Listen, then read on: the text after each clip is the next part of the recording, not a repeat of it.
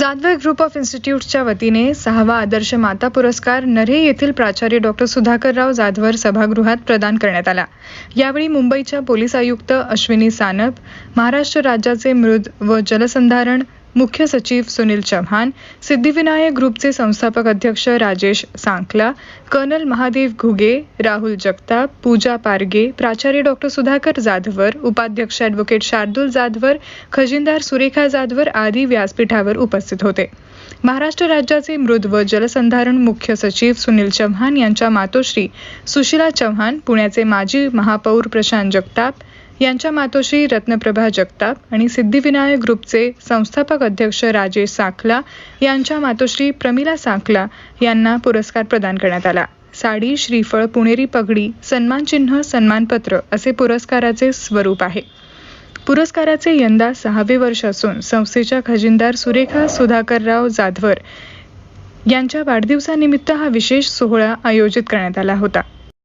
आईसाठी काय घेऊ, आईसाठी कसे घेऊ, आईसाठी पुरते एवढे शब्द नाही पोटे, आईवरती लिहिण्यास इतपत नाही माझे व्यक्तित्व मोठे।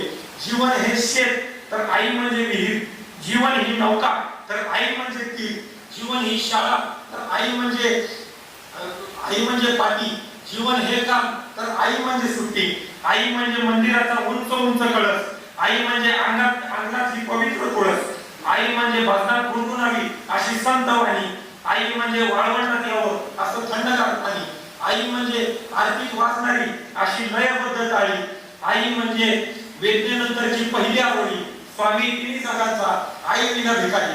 आपण सगळे मान्यवर या आमच्या विनंतीस मान देऊन या ठिकाणी आलात, आपल्या सर्वांचे मनापासून आभार व्यक्त करतो आणि परत एकदा आईला वाढदिवसाच्या शुभेच्छा देतो। आणि इतका आनंद झालाय की माझ्या जीवनात एक खूप आनंदाचा क्षण आला आहे असं मला वाटलं। सुरेखाताईंच्या बर्थडे निमित्त आम्हाला इथे आदर्श माता पुरस्कार देऊन गौरवलं, म्हणून जाधवराव इन्स्टिट्यूट यांच्या सगळ्यांचे मी आभार मानते। पोलीस दलामध्ये मी काम करते, वेगवेगळ्या प्रकारच्या गोष्टी मी पाहत असते। प्रत्येक माता आपल्या मुलाला किंवा मुलीला आदर्श घडवण्याचा प्रयत्न करत असते। कुठल्याच मातेला असं वाटत नाही की आपला मुलगा वेगळ्या प्रकारच्या किंवा समाजाला अहितकारी होईल अशा प्रकारच्या वाटेवर चालावा। तरी देखील काही प्रवृत्ती त्या प्रकारच्या वाटेवर चालतात तेव्हा त्या मातेला अतिशय दुःख होत असेल।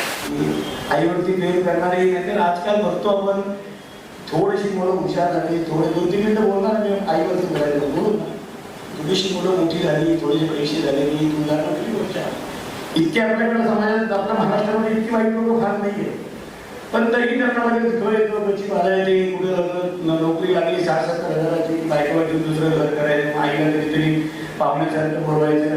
बरेच लोक म्हणतात आम्ही अमेरिकेला गेलो, का गेलो मला माहिती आहे अमेरिकेला, आई वडिलांना काय घेऊन जातात ते डिलिव्हरी करतात तिथे ना $18 पर तासाचे रेट आहे, म्हणून आई वडिलांना 4 महिने घेऊन जातात, 2 वर्ष घेऊन जातात, नंतर घेऊन जाणारी मुलं पण मी पाहिजे।